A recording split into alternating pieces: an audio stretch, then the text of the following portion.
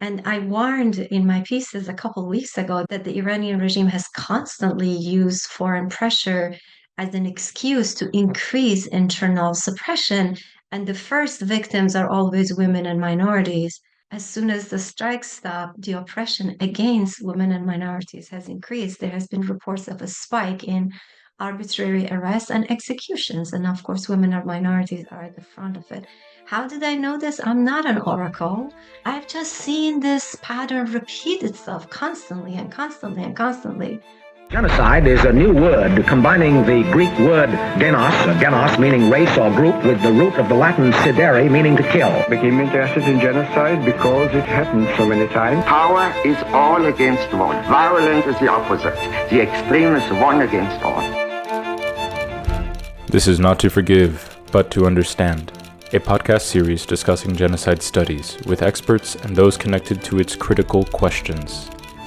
I am Luis Gonzalez Aponte, co-host with Saba Karim.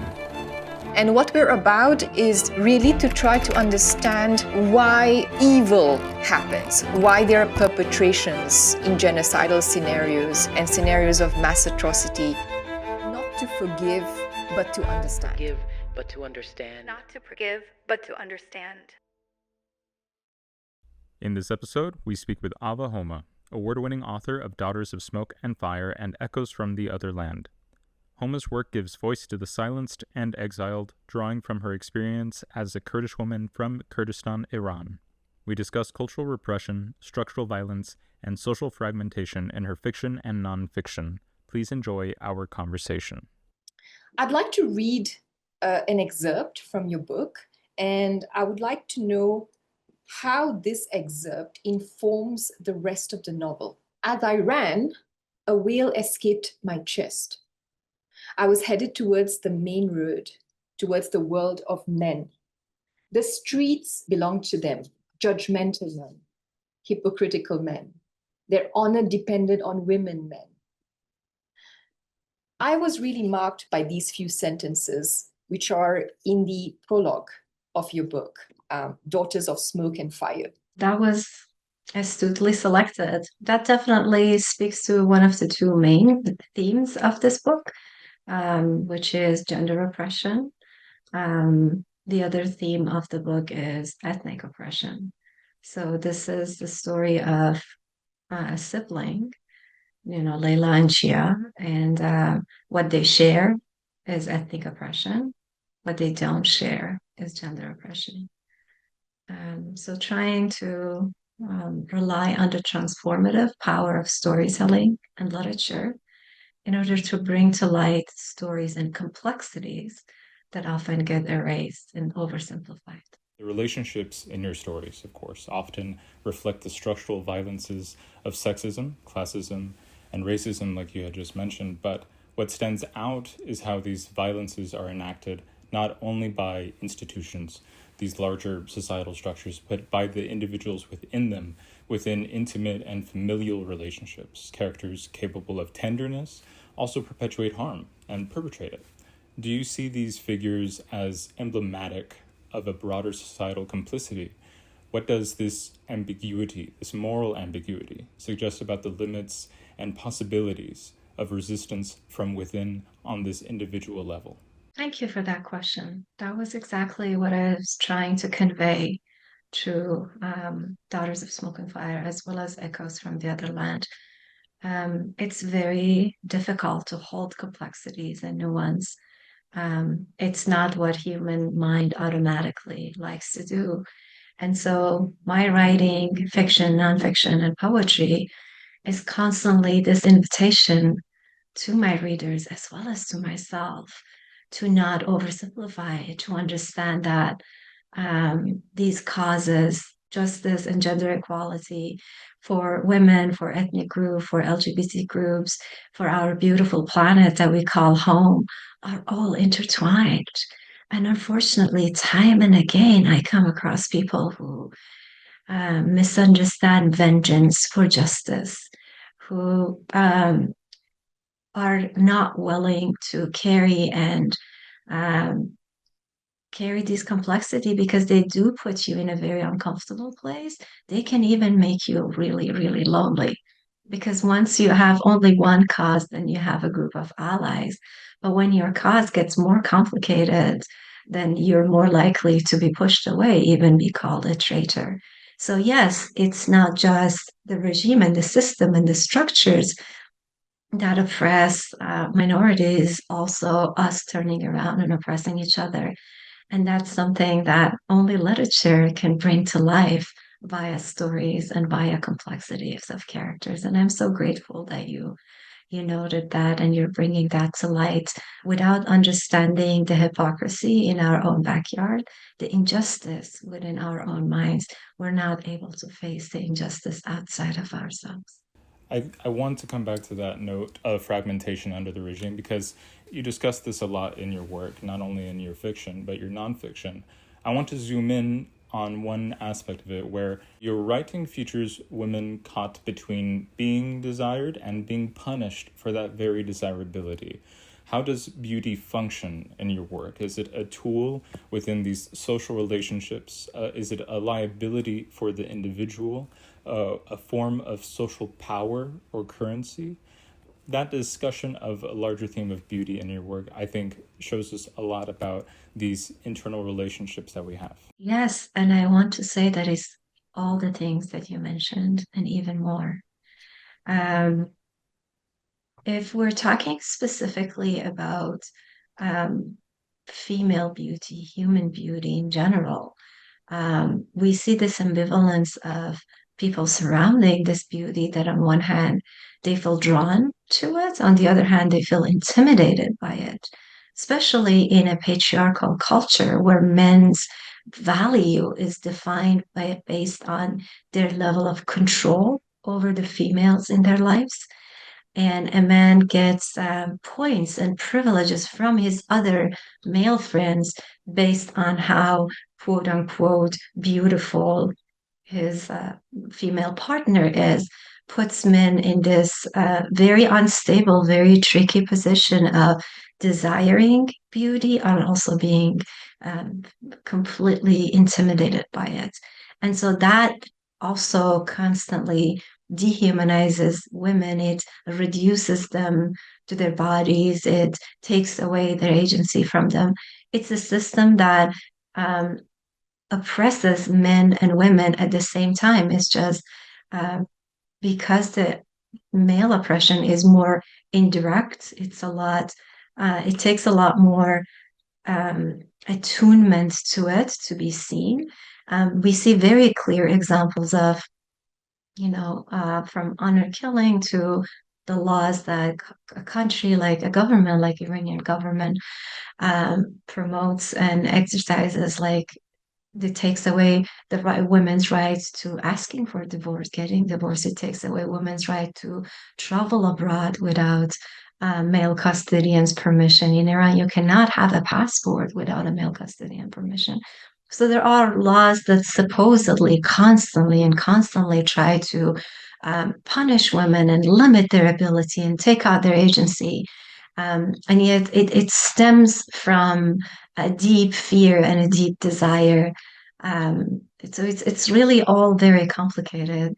And so beauty, when a woman it has this gift. First of all, the the ideas of who is considered beautiful and who is considered not is so extremely superficial and unrealistic that no one seems to completely measure up to it. But even the ones who fall into these categories, then it becomes an individual choice. It can become a tool for manipulation. It can become a tool for, finding superiority over others and doing this and doing that. So then it becomes really an individual's choice and a question of, ethical responsibility, how to deal with this complex gift of both being desired and being suppressed at the same time. And that leads us to, again, a fragmentation in so much of what society values. And I want to discuss something that's shared in your fiction and your nonfiction works, is that you confront political mythologies as well, those inside Iran and those constructed outside of it. Does your writing historicize the people's lived experience, or are you trying to intervene in those narratives that shape what comes next? Do you see your work doing both possibly? In short, this question is asking, when writing stories, do you find yourself at times being a historian or relaying these stories of history or being an advocate and an activist? I don't think those two are separate. I don't think it's possible to actually look ahead without looking at history. We do repeat patterns constantly. And so, if we look at current event, when the strikes first started, there was a group who celebrated it, thinking it as this would be a way to move towards liberation. And when I wrote about objecting to foreign intervention, then I was immediately accused of supporting this oppressive regime. And I warned in my pieces a couple of weeks ago that the Iranian regime has constantly used foreign pressure as an excuse to increase internal suppression. And the first victims are always women and minorities. I wrote this a couple of weeks ago, and today I read several reports by human rights activists that said as soon as the strikes stopped, the oppression against women and minorities has increased. There has been reports of a spike in arbitrary arrests and executions. And of course, women and minorities are at the front of it. How did I know this? I'm not an oracle. I've just seen this pattern repeat itself constantly and constantly and constantly. And so I would argue it's impossible to know what's going to happen without reflecting on what has happened in the past. You're referencing your recent piece for The Globe and Mail entitled "The Iranian People Are Caught Between Forces They Cannot Control," which is absolutely very apt for this situation. And I have a quote here from that piece. You've written that, quote, "Iran's people, especially women and minorities, do not fear regime change. They fear regime repetition, patriarchy, racism, and class inequality, rebranded and beautified by a Western puppet." This idea, as you have just clearly mentioned, is that it is the minorities, it is women that are the first to be targeted in these kind of situations. But this idea also resonates far beyond Iran, touching on dynamics we've seen in other conflict zones today. How should we understand the global complicity in these cycles of repetition, particularly among populations like those in the United States, who may not face direct consequences of those actions, but whose governments often initiate or support intervention? Do you think that such populations are also stripped of agency in shaping real change? Or do they maintain a kind of agency that is entangled with violence?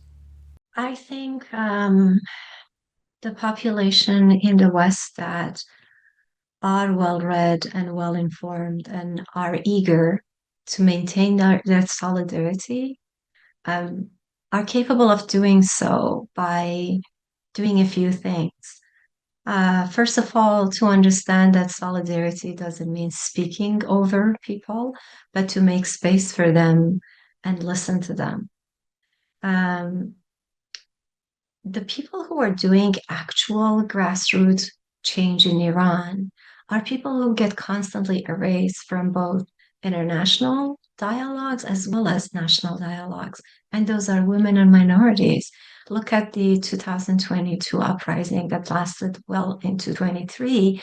Who were in the forefront of those uprisings? Women in Tehran and minorities in Baluchistan and Kurdistan.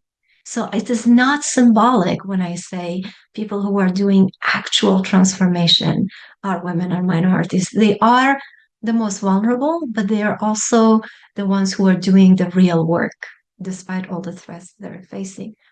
When it comes to international implicity and hypocrisy, and how can well-informed, educated Westerners interfere, I start by saying that solidarity starts with clarity. It's very important that every time the word Iran is mentioned, we realize who we're talking about.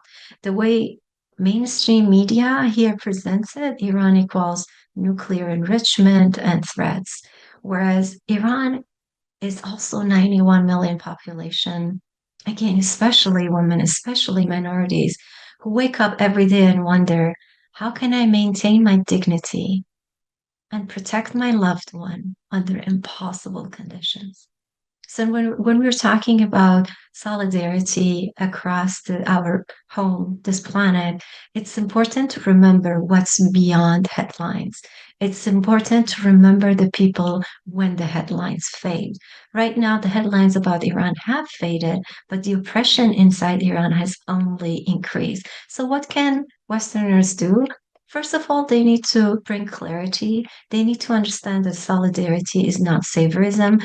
They need to hold their own governments accountable in their hypocritical dealing with the people. I think what's also seen in that global complicity and oftentimes Western countries like the United States is that they will take the cause, especially of the Kurdish people, and they'll use it as a helpful scapegoat to go ahead and intervene. And then once they have gone ahead and committed the intervention that they wanted and gotten the deal that they wanted, they leave. And it's the sense of abandonment that I'm curious about in the Kurdish people.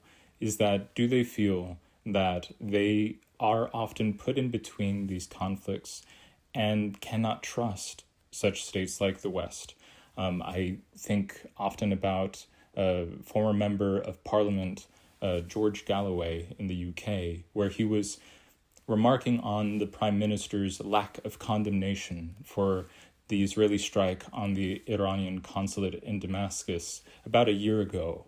And he said that there was not one single word of condemnation in the prime minister's statement against these strikes. And he goes on to say that the parliament has no treaty with Israel, at least not one that they have been shown, and that the Iranians are likely not to trust the prime minister if he does condemn this, when Britain occupied Iran, looted its wealth, and overthrew its one democratic socialist government. And can you speak to this feeling, if it is the present, of abandonment by Western countries? Yeah, I don't think that's only limited to Kurds. I think the powerless are always historically across the planet have been used as pawn in conflicts. Now, unfortunately, that reality has also been used against them. Not only they have been manipulated and abused, the fact that they have been victims of this is also used again to justify dehumanizing of the powerless. So betrayal in terms of what the governments are doing to people is nonstop, and we just saw it happen. We just saw, U.S. President Donald Trump on his own social media account ask people of Iran to rise up, and when people did not consider him legitimate enough to respond to his call, he turned around and in less than 24 hours, he said, we're not interested in regime change. We just want to make sure that there is no uranium getting enriched within Iranian soil. So this push and pull of the government is not something that I even want to spend a minute on. Governments are not there to protect the interest of the vulnerable population across the planet. So it's on Westerners to continue consistent moral pressure. It's on us to constantly call upon our representative and remind them of people who get erased and overlooked in these international relations and dynamics. And what does a viable transition look like for Iran or people that are caught in this struggle? Could it be community-led? Are there civil society movements that you see as a viable force or forces for transformation? I know that in discussion, there's a lot of talk of potential movements like the Kurdistan Free Life Party, PJAK, and the Kamala Party of Iranian Kurdistan, or the Democratic Party of Iranian Kurdistan. Or do you know of civil society movements that you see gaining traction, or do you believe that there needs to be a call for more? So Iran went through a revolution in 1979 and the results were catastrophic, right? I don't deny that after 91 million population, there are still groups who believe in another revolution. But working directly with a lot of activists, I'm also aware that a large portion of them are believer in evolution, in grassroots activism, in slow transformation, as opposed to another drastic change with unpredictable results that could go either way. So there have been civil societies within Iran that have been organizing and moving towards change. Um, they have been paying huge prices because they are constantly harassed and intimidated by the government, but they have continued their work. When the missiles start dropping, it wasn't just obviously IRGC was affected. Definitely, Iranian government was weakened, but we can't overlook the fact that also when people have bombs getting dropped on them, they are not thinking about rising up. They are thinking about the next bomb shelter they can run into to protect their loved one. There has been and is civil society movements that have been strong and active across different parts of Iran, and I think they are the ones who are real catalysts for change. But these kind of changes under such an oppressive regime takes longer and it's extremely difficult. We see that even in America, despite the supposed freedom and far less oppression and suffocation, how difficult change is, how difficult it is to move toward justice and equality. And so it's by far more difficult in Iran, but because people have more at stake, they're also working more toward it. I wish there was an easy button to push and get rid of, this really brutal government that's there. That would have been ideal, but we have seen repeatedly that foreign invasion and foreign intervention has never brought about democracy and peace. So what makes us think that this time things might be different? Whenever there are bombs dropping on a civilian population, they are not, or less so, in the position to go ahead and go through the normal means of reform. And in recent months, we've seen discussion of the rally around the flag phenomenon in Iran, where national trauma, such as strikes from Israel and the United States, triggers a wave of nationalism. You've written that the regime survives not by strength, but by fracture, dividing society along ethnic, gendered, and class lines. In your view, does this type of nationalism that comes after such a traumatic event ultimately support reform, solidarity, or does it reinforce the regime's grip by deepening isolation and fear? It definitely isolates because immediately divides people along the line of us and them. And so the first group who gets targeted every time us versus them is erased are ethnic minorities. And so anything that creates more fear and more uncertainty and more instability is far more likely to turn people against each other. So every time, everything that we have on one hand, very well-known activists like Nasrin Sotoudeh, like Narges Mohammadi, who won the 2023 Nobel Peace Prize, like Sepita Qolian, whose memoir of life in prison was just released. And then for every one of them, we have thousands of anonymous activists that are working within their own communities. And we won't hear their names because any form of attention would also jeopardize the important work that they're doing. And that's what I think needs to be supported. People, for as long as people see each other as threats and are afraid of each other, that really ends the conversation. That really ends the opportunity for progress and for growth. How do you interpret this perception and perhaps message that's being propagated on Western media outlets of this rally around the flag? Because there is a lot of well-meaning progressives that also say this and hint that this is a sign that a lot of these people either want a change in leadership or that they are against this intervention. How do you interpret Western media outlets putting out this notion of that after such traumatic events, the people in Iran are stronger and more unified than ever? I see that as a misinterpretation of reality. I'm a strong believer that freedom does not come from removing a dictator. It comes from dismantling structures that support inequality, gender equality, ethnic inequality, class inequality, so on and so forth. And there is no foreign force that can come in and remove the dictator, as we saw in Syria, in Libya, and in other places that would bring about peace and justice. So, on one hand, it's very wise for people to be wary of Western intervention. It's very self-defeating for Iranians to now turn against themselves and turn against each other. And now they're caught between the external forces that are pushing them towards more fear. You know, Iranians saw what happened in their neighboring countries, and they don't want that. But it's also very manipulative and cunning of the Iranian regime to use people's legitimate concerns against them.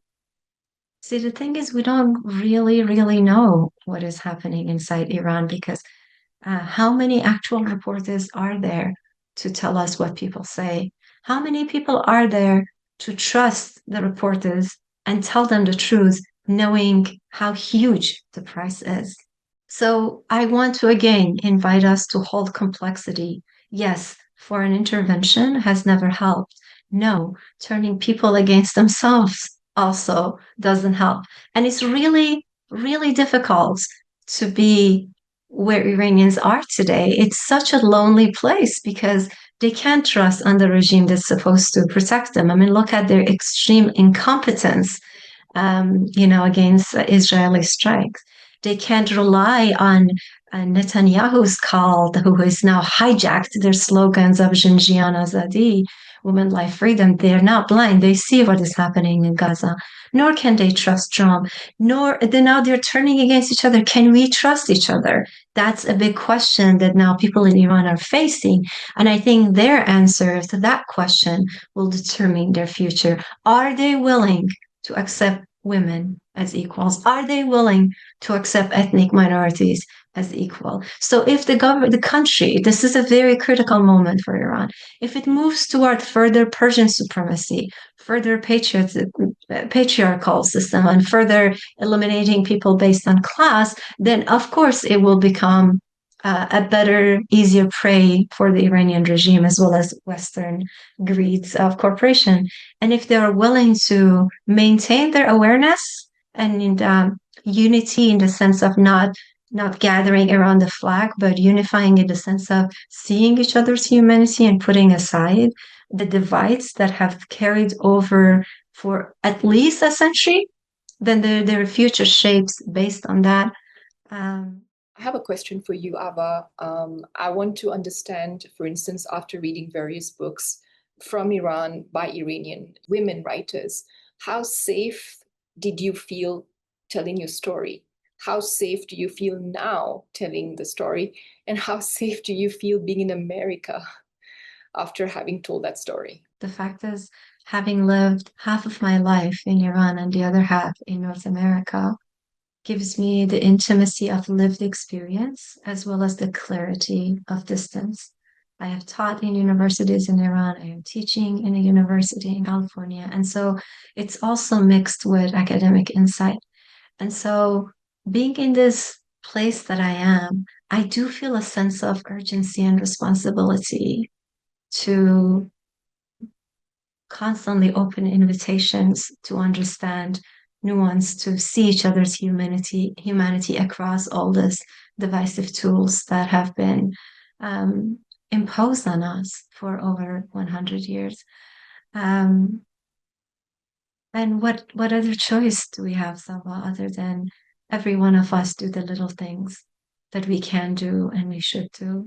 So no, I don't feel safe. I constantly get erased, not just from Western conversations that are like, who are the Kurds? Where are you on the map? I've never heard of you. Even from Iranian dialogue that constantly erases me and pushes me in the margin because I dare say Kurds are also humans. Um, but when I sleep at night, I sleep a little bit better knowing that I was able to be in that uncomfortable and lonely place to the best of my abilities. As part of our efforts to deepen dialogue, we're introducing questions from individuals who've closely followed and contributed to our conversations. The following two questions come from Sarwa Azeez, a Kurdish poet, researcher, translator, Fulbright alumna, and friend of the podcast. Her first question touches on an aspect of the woman life freedom movement, which gained global prominence after the death of Gina Mahsa Amini, a Kurdish woman who died in the custody of Iran's so-called morality police in 2022 under circumstances widely believed to be the result of state violence. Sarwa asks, during the Xinjiang Azadi protests in Iran, many of us supported the movement despite the regime's violent crackdown on protesters. Now, the same regime is under threat from powerful external forces. You and others who have personally experienced the regime's brutality still stand against this war. Given how difficult it is to topple authoritarian regimes like this, what do you believe is the most constructive way for oppressed groups and their supporters to respond to such complex situations? There seems to be two camps among the oppressed: those who support the war as a means to an end, and those who oppose it on principle. Could you share your perspective on this divide? It's definitely an important and vital question that needs to be constantly asked.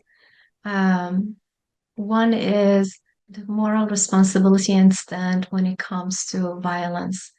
Um, I don't support the war, not just because, not just from a moral perspective, but also knowing that, in fact, it's going to be the vulnerable population that will pay the biggest price.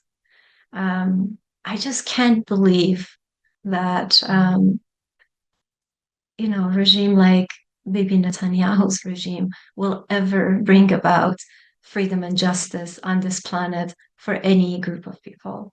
And so when the strikes come from them, um, I don't see it bringing any justice to or for the vulnerable population. I know they will. They're the first victims, and I wish there was quick change. Um, that would have been ideal. Um, but if Kurdish civilians, for example, are your priority and the strikes are happening in Tehran, do you forget that millions of Kurds also live in Tehran? I can, in clear conscience, condone violence in any shape or form. And I just don't believe um, Netanyahu can do anything good on this planet while he's blocking um, milk formula to infants. But that's just me. Um, and we're all entitled to our opinions, aren't we? How do you respond to international audiences who instinctively call for regime change in Iran without accounting for what that means on the ground, especially those most vulnerable? Do you believe that this is pure ignorance of so much discussion in the West, or do you find it to be coming from a place of, let's say, remnants of colonialism where the answer is always violence? There is nothing inherently wrong about wanting and working towards regime change. The regime in Iran is a cancer for the population, first and foremost, and for the region and for the rest of the planet, secondly. And it's true that people who can bring about real change are the ones that are working within that oppressive system. So our cause is not problematic in and of itself. It's just our approach is something that needs constant conversations and refinement. How do we promote regime change. I say one of the most important ways that we can do is by listening to people who are paying the biggest price to bring about those changes, by making space for them, by offering asylum to people whose lives have been endangered for preserving the truth, by stopping ICE raids on refugees whose only crime have been trying to stand up to injustice. And while we're doing all we can, while we're holding Western governments accountable, Iranian government accountable, um, we need to continue asking these questions. We need to continue refining our answers, and we need to realize that we can't decide for people living under a theocratic regime what to do. It's our job to support them and to know that if violence breaks out, the first victims of that violence will be unarmed civilians more than IRGC that's armed to teeth. Do you have anything that you would want to say to minority communities in the United States? Is that, do they have a voice? Do they have agency in this situation? Do they need to listen more, recognize what they can and cannot do? I think that what is going unsaid a lot in current American media, at least mainstream discussions, is exactly what you're discussing, is the point of fragmentation, and that minorities, women included, are going to be persecuted. That we need to continue to stand up for each other. Just this morning, I took a walk and I saw a gentleman in a yellow suit that said Citizen Observer. Citizen Observer is part of the group that is forming in my community here in California of people who do have the passport, becoming citizen observers in order to protect these people who come under persecution. The university where I teach, CSU Monterey Bay, has been very good at protecting our undocumented student, in educating all of us about how to protect ourselves and how to protect each other. See, the truth is, we only have each other to rely on. We need to constantly hold our government, hold the power responsible and accountable. But at the end of the day, we can only trust each other with all our imperfection.